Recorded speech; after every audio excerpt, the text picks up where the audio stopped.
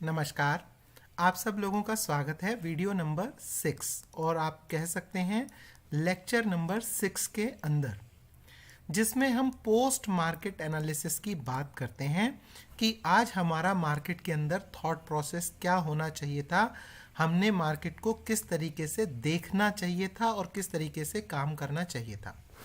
दोस्तों, आप मेरा पोस्ट मार्केट एनालिसिस तो श्योर देखते हैं, आप मेरा प्री मार्केट एनालिसिस भी देखते हैं। अगर आपने मेरा प्री मार्केट एनालिसिस देखा होगा तो आपने क्लियरली, मैंने उसके अंदर बताया था कि 17,420 के पास अगर मार्केट आती है, इमीडिएटली गैप फिल हो सकता है, आपको इमीडिएटली बहुत अच्छा पैसा मिल सकता है। Now what was the thought process, मेरा क्या थॉट प्रोसेस था, मैंने ऐसा क्यों कहा था, आइए वो डिस्कस करते हैं। वो जनरली मैं इन पोस्ट मार्केट एनालिसिस वीडियो में डिस्कस करता हूँ। प्री मार्केट एनालिसिस में मैं इसलिए डिस्कस नहीं करता, वहाँ पर अगर मैं आज डिस्कस करता हूँ तो ऐसा लगता है बहुत से लोग उसमें कि नहीं सर, वो कट कर देते हैं वीडियो को। जैसे मान लीजिए वीडियो 20 मिनट का हो जाए, तो मैंने ये देखा कि वीडियो को कट करके लास्ट के 3 मिनट उन्हें लेवल देखना होता है। Since you are here to learn, आप लर्न करने के लिए आए हैं, सो डेफिनेटली मैं सारे इसके सारे राज, जो मार्केट के सारे राज हैं, वो सारे यहाँ खोल के रख देता हूँ। आपने कल गैप अप का राज लिख लिया होगा, मुझे पूरी उम्मीद है आपने नोट्स बनाए होंगे। उस नोट्स के अंदर की मार्केट गैप अप ओपन होती है तो उसका क्या राज है वो देखना है। ओके, नाउ एक्सपायरी के दिन का क्या राज है मैं आपको बताता हूँ और आपको जान के हैरानी हो जाएगी इस एक्सपायरी डे के राज की। पहली बात आपने क्या करना है, एक तो जब चार्ट को देखना है ना, तो चार्ट को ऐसे जूम इन नहीं करना। ऐसे क्या होता है कि मार्केट के सारे फीचर चले जाएंगे। अब जैसे मान लीजिए, अब आपको क्या लग रहा है ये मार्केट बस एक लाइन में काम कर रही है, आपको क्या लग रहा है मार्केट एक लाइन में काम कर रही है, तो कभी भी ऐसे नहीं करना। एक तो आपने क्या करके रखना है, इसके फीचर्स देखने हैं, सारे के सारे फीचर्स। क्या फीचर्स थे, तो इस तरीके से चार्ट को ओपन करके रखना है थोड़ा सा बड़ा। अच्छा, आपने एक्सपायरी वाले दिन कभी भी लाइफ में, एक्सपायरी वाले दिन कोई टेक्निकल यूज़ नहीं करना, कोई टेक्निकल, बिलीव मी, कोई भी टेक्निकल यूज़ नहीं करना है आपने एक्सपायरी वाले दिन। Specially support, resistance, opening, closing, ये चीज़ें आपने यूज़ नहीं करनी है एक्सपायरी वाले दिन। एक्सपायरी वाले दिन अगर कुछ यूज़ होता है टेक्निकल में, तो टेक्निकल में सिर्फ और सिर्फ ऑप्शन चेन एनालिसिस यूज़ होती है एक्सपायरी वाले दिन, अगर होती है तो with perfect understanding of option chain analysis. क्योंकि ऑप्शन चेन एनालिसिस की जरा सी गलत अंडरस्टैंडिंग एक्सपायरी वाले दिन 20,000 को जीरो होने में 5 मिनट नहीं लगाती। बिलीव मी, सिर्फ और सिर्फ 5 मिनट में 20,000 के जीरो हो जाते हैं। एक कैंडल एक्सपायरी वाले दिन इस तरीके की मान लो जीरो कर सकती है आपका अमाउंट। क्या करना है, कैसे करना है, मैं बताता हूँ। एक्सपायरी वाले दिन हमेशा एक्सपायरी से पहले दिन का चार्ट देखना है। एक्सपायरी वाले दिन हमेशा एक्सपायरी से पहले दिन का चार्ट देखना है। क्या पहले दिन मार्केट रेंज में रही है क्या 2 to 3 आवर्स? क्या पहले दिन मार्केट 2 to 3 आवर्स रेंज में रही है क्या? और वो रेंज में रहने का टाइमिंग क्या है? क्या पहले दिन लास्ट सेकंड हाफ में मार्केट रेंज में रही है या पहले दिन फर्स्ट हाफ के अंदर मार्केट रेंज में रही है? अगर मार्केट फर्स्ट हाफ में रेंज में रही है और सेकंड में ट्रेंडिंग रही है, तो chances are very very high कि एक्सपायरी वाले दिन फर्स्ट ट्रेंडिंग रहेगी एंड देन रेंज में रहेगी। अगर मार्केट एक्सपायरी वाले दिन से पहले दिन ट्रेंड में रही है फर्स्ट हाफ में, सेकंड हाफ में रेंज में रही है, तो chances are very very high कि मार्केट एक रेंज में रहेगी फर्स्ट हाफ में और उसके बाद एक तरफा मूवमेंट जिस तरफ भी उस रेंज को ब्रेक करेगी after 1 PM you can see a great movement. अब आपने देखा होगा ना, मैं बहुत बार, आप मेरे कई साल से वीडियो देखते हुए आ रहे हो, तो जब साल से आप मेरे वीडियो देखते हुए आ रहे हो तो आपने देखा होगा मैं बहुत बार कहता था 1 बजे के आसपास, किसी दिन कहता था सुबह ही देख लेना, किसी दिन कहता था 1 बजे के आसपास देख लेना। जैसे कल मैंने आपको क्लियरली कहा कि सुबह ही बहुत फास्ट अगर आ गई तो बहुत फास्ट वो गैप फिल हो जाएगा। What was the reason behind this? So let's understand this. Market कल सिर्फ और सिर्फ 40 पॉइंट, ये देखने में मैंने क्योंकि इसको जूम आउट कर दिया है तो आपको बड़ा लग रहा है, सिर्फ और सिर्फ 17,380 से लेकर के 17,380 की रेंज से लेकर के मार्केट 17,420-25 की रेंज तक, मतलब 45 पॉइंट के अंदर मार्केट 9 o'clock से लेकर के 1:30 तक, मतलब पूरा फर्स्ट हाफ मार्केट एक रेंज में लेगी एंड सेकंड में रेंज से बाहर निकली और अप साइड में। तो ये भी नोट कर लीजिए जब आप नोट्स बना रहे हैं कि फर्स्ट हाफ में अगर रेंज में है और सेकंड हाफ में अप ट्रेंड है, अप ट्रेंड, तो फर्स्ट हाफ में एक्सपायरी वाले दिन up trend and then range bound market you can expect.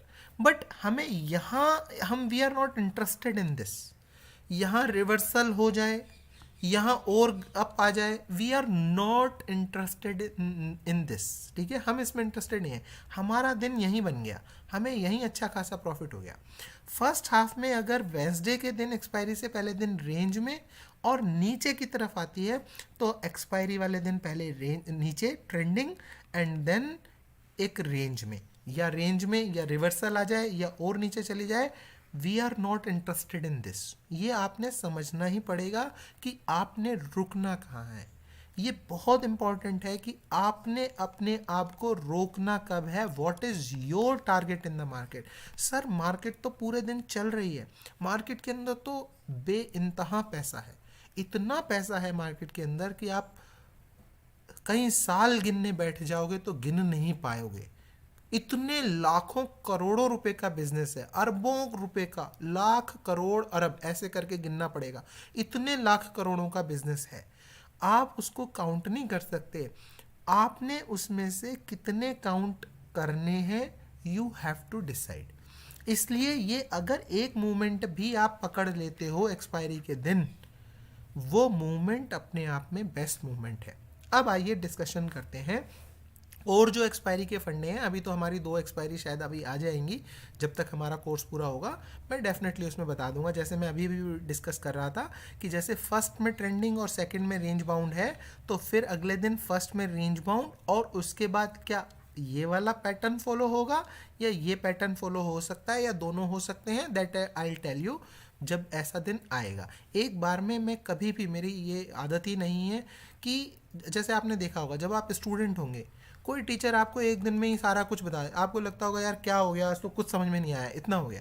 सो चीज़ें लाइट और चीज़ें इस तरीके से समझनी है कि यस हमारे दिमाग में रहें बातें, हम उनको समझ पाएँ, है ना, हम उनको फील कर पाएँ। सो देखिए अब देखते हैं अपन। तो कल मार्केट 45 पॉइंट के अंदर रेंज में रही, सेकेंड हाफ के अंदर मार्केट ने उस रेंज को ब्रेक कर दिया, एक ट्रेंडिंग मार्केट बन गई, अच्छा खासा 100 से भी ज़्यादा पॉइंट का आपको मूवमेंट उसके अंदर मिल गया। Okay, now what is expected? The expected is, let me now make it smaller, little bit smaller, so that हम आज का चार्ट भी देख सके। Yes. Now what is expected? क्या एक्सपेक्ट है? अगर मार्केट फ्लैट ओपन होती है तो ये रेंज, ये जो ट्रेंड बना है, कंटिन्यू इस स्लोप के अंदर you will get the market, continue इस स्लोप के अंदर आपको मार्केट मिल जाएगी अगर एक्सपायरी वाले दिन फ्लैट ओपन होती है। तो फ्लैट ओपनिंग के लिए the same trend will continue in the market if the market get open flat. But अगर मार्केट अप ओपन हो रही है तो मार्केट को उस ट्रेंड में आने के लिए मार्केट एक डिप लेगी ना। वो डिप कहां तक आएगा इस बात को समझ लेना, बहुत अच्छे से नोट्स बना लेना। डिपेंडिंग अपॉन मार्केट कितनी ऊपर ओपन हुई है। मार्केट क्लोज हुई कल 470 के आसपास, मार्केट ओपन हो गई 530 के आसपास। ओके, 60 पॉइंट का मार्केट के अंदर एक अप आ गया। और जब 50-60 पॉइंट दूर कोई एक सपोर्ट होती है, मान लिया जाए 50 पॉइंट दूर है एक सपोर्ट, वो इतनी स्ट्रॉन्ग सपोर्ट नहीं होती है। ये मैंने शायद लेक्चर नंबर 3 में भी डिस्कस किया था कि जब 50 पॉइंट या लेस देन 50 पॉइंट होती है कोई सपोर्ट, वो इतनी स्ट्रॉन्ग सपोर्ट नहीं होती है, क्योंकि 50 पॉइंट मार्केट ने नीचे आना एक सपोर्ट को टच करने के लिए, ऐसा मार्केट जनरली नहीं करती है। क्लियर है? मार्केट के लिए यही सपोर्ट कब स्ट्रॉन्ग बन जाती है, अगर मार्केट 100 या 125 पॉइंट से ऊपर से आ रही है। अच्छा, बहुत से लोगों ने कमेंट सेक्शन में पूछा कि सर क्या ये सब बैंक निफ्टी के, ये नंबर बिल्कुल भी बैंक निफ्टी के लिए नहीं है। हाँ, ट्रेंड जो मैं बता रहा हूँ वो आप बैंक निफ्टी में यूज़ कर सकते हैं, बट ये नंबर बिल्कुल यूज़ नहीं कर सकते, क्योंकि निफ्टी 17,000 का इंडेक्स है, बैंक निफ्टी 36,000 का या 38,000 का इंडेक्स है। You can not use the same number. हाँ, आप लगभग जहाँ पे मैं निफ्टी के लिए 100 बोलता हूँ, वहाँ पे आप बैंक निफ्टी के लिए लगभग 17 यानी कि 0.6, तो लगभग 220 पॉइंट के आसपास, 240 पॉइंट के आसपास आप कंपेयर कर सकते हैं एनालिसिस को। ठीक है, ये अलग बात है कि हम बैंक निफ्टी के लिए भी पोस्ट मार्केट एनालिसिस का एक प्रोग्राम चला लें, डिपेंडिंग अपॉन माई एनर्जी चला सकते हैं, वो एक अलग बात है। बट मैं प्योरली निफ्टी के चार्ट को देखता हूँ, इसलिए मैंने पहले निफ्टी को पसंद किया बनाना, क्योंकि मैं ये कहते हैं ना, इस आदमी की आप रग रग से वाकिफ़ हो, तो मुझे लगता है कि निफ्टी की मैं रग रग से वाकिफ़ हूँ 70, 80, 90%। हो सकता है 10% अभी भी कमी है, और 10% हमेशा रहेगी, कभी नहीं पूरी हो सकती, बिकॉज मार्केट 90% से ऊपर तो कभी ये तो मार्केट का एक रूल है कि जो मार्केट के रूल हैं उनको भी मार्केट 90% फॉलो करती है, उनको भी 10% मार्केट फॉलो नहीं करती है। क्योंकि अगर अपने रूल्स को मार्केट 100% फॉलो करने लग जाएगी, तो फिर मार्केट में जिसने मार्केट को समझ लिया वो ज़िंदगी में कभी लॉस करेगा ही नहीं। वो तो डेली प्रॉफिट, आज लगाया 1,000 लगाया 10,000 बना लिए, कल 10,000 लगाया 1 लाख बना लिए, कल 1 लाख लगाए 25 लाख बना लिए, वो तो फिर बनाता ही चला जाएगा। क्योंकि मार्केट 10% मैक्सिमम, मतलब मिनिमम 10% तो अपने नियमों को भी उल्लंघन कर देती है मार्केट, है ना, इसलिए वो तो रहेगी कमी। ओके, सो ये मार्केट में, इसलिए मैंने आपसे कल बोला था कि अगर 500, 520, 530 के आसपास मार्केट खुलेगी, देन मार्केट एक नीचे आ सकती है। कहाँ पर? तब हमें ध्यान देना होता है मार्केट का वो बॉक्स जो पिछले दिन मार्केट ने बनाया है। अब आपको मेरे सारे राज जो मेरे प्री मार्केट एनालिसिस में खुलते हैं, जो बंद हैं, वो सारे यहाँ पर खुल रहे होंगे। इसलिए मैंने आपको ये रेंज दी थी, क्योंकि मार्केट ने जो बॉक्स बनाया, उस बॉक्स को टच करने के लिए मार्केट आ सकती है अगर हल्का गैप अप खुलती है। यही अगर गैप अप भारी खुल जाता, अगर 17,575 खुल जाता या 17,595 खुल जाता, लगभग 100 पॉइंट से ऊपर का गैप खुल जाता, तो ये मार्केट यहाँ की बजाय प्रीवियस डे क्लोज तक या प्रीवियस डे हाई, क्योंकि यहाँ पे पीडीसी और पीडीएच दोनों सेम है, तब ये इसलिए यहाँ पे स्ट्रॉन्ग सपोर्ट बन जाती, तब वो यहाँ से इस ट्रेंड को कंटिन्यू कर लेता। ठीक है, सो सिंस कम गैप अप खुली, इसलिए इस बॉक्स की रेंज तक मार्केट आ गई, रेंज तक, क्योंकि यहाँ बायर एक्यूमुलेट हुए थे। इन सब चीज़ों के फंडे जो मैं बताता हूँ, कई बार रह जाती हैं चीज़ें, कि बायर्स एंड सेलर्स, इनसे ही हम रिलेट करते हैं हर एक चीज़ को। तो यहाँ जो बायर कल यहाँ पे मेहनत कर करके 3 घंटे मार्केट को रेंज में जो रख कर लेकर गए थे, उन बायर्स को दिक्कत हो जाती अगर इसके भी अंदर मार्केट आ जाती तो।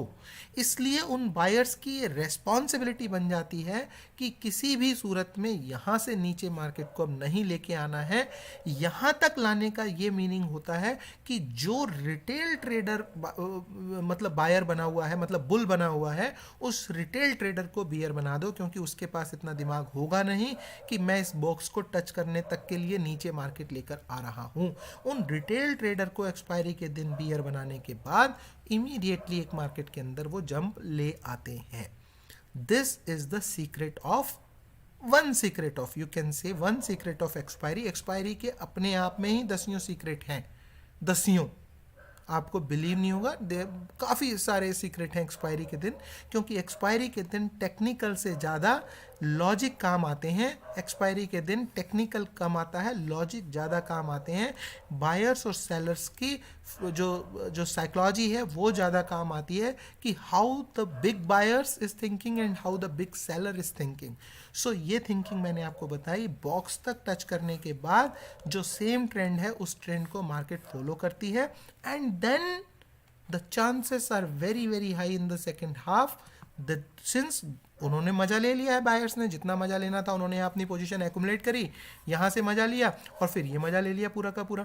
अब वो क्या करते हैं, अब वो सिर्फ और सिर्फ छोटे ट्रेडर का मजा लेते हैं। पैसे का मजा ऑलरेडी ले चुके, अब यहाँ पर छोटे ट्रेडर का मजा लेते हैं। जब वो बुल बनता है तो उसको यहीं घुमा घुमा के रख सकते हैं। जब वो बुल बन गया तो नीचे के चांसेस बन जाते हैं। तो इस केस में 30-40% रेंज बाउंड मार्केट बनती है, 20-30% जो है नीचे बनती है, और 50% लगभग कंटिन्यू ट्रेंड बन सकता है।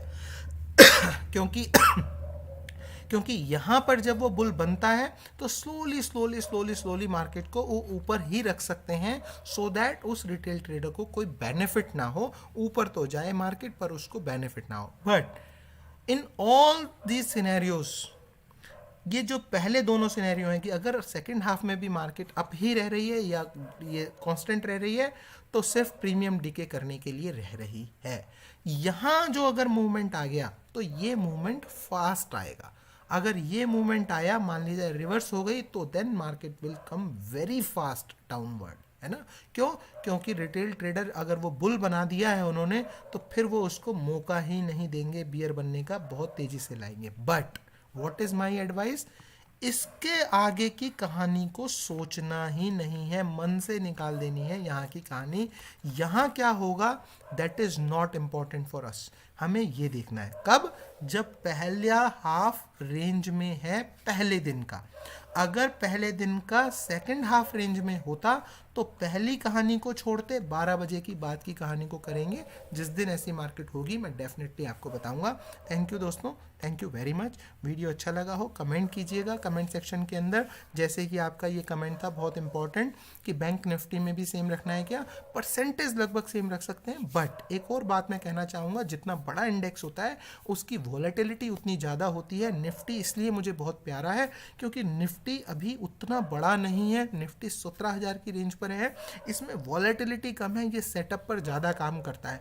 जितना ज़्यादा बड़ा इंडेक्स होगा वो उतना कम सेटअप को फॉलो करता है, क्योंकि उसके अंदर वॉलेटिलिटी बहुत फास्ट आती है। उसके अंदर 100 पॉइंट का मूव, 150 पॉइंट का मूव बहुत फास्ट। जैसे कल को मान लीजिए बैंक निफ्टी बढ़ते बढ़ते 1 लाख पे पहुंच जाए, तो बैंक निफ्टी डेली ऐसा नहीं है कि फिर बैंक निफ्टी 500 पॉइंट बढ़ा करेगी, फिर बैंक निफ्टी 3,000 4,000 ऐसे पॉइंट बढ़ेगी, 2,000 2,500। अब 2,000 2,500 अगर पॉइंट बढ़ रही है तो 1 घंटे में 400-500 पॉइंट बढ़ा करेगी, उसमें वॉलेटिलिटी बहुत हो जाएगी। उसकी सपोर्ट और रेजिस्टेंस को फाइंड आउट करने के लिए डॉट नहीं, आपको बॉक्सेस, आपको एक रेंज बनानी पड़ेगी कि okay this is the range, this is the range for a support and this is the for resistance, let's say, and this is the support, this is the range is the support। आप एक line draw नहीं, जैसे Nifty में आप बड़ा प्यार से एक लाइन ड्रॉ कर लेते हैं कि ठीक है दिस इज अ लाइन जहाँ पे सपोर्ट लेगी, और वो वहीं सपोर्ट ले लेती है।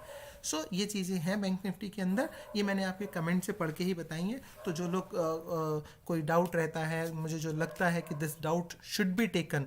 और एक और चीज़, हाँ एक और चीज़ मैं आपके साथ डिस्कस करना चाहता हूँ। जैसे मैंने कल स्टेटस के ऊपर डाल दिया, तो बहुत से लोगों ने मुझे लिखा सर मैसेज में डाल दिया करो, सर मैसेज में दे दिया करो, एंड दे स्टार्ट एक्सपेक्टिंग कि मैं, नहीं, ये मेरा है ही नहीं एम कि मैं आपको इस पोस्ट प्रोग्राम एनालिसिस के अंदर वो ट्रेड देने का कुछ सिलसिला करूं।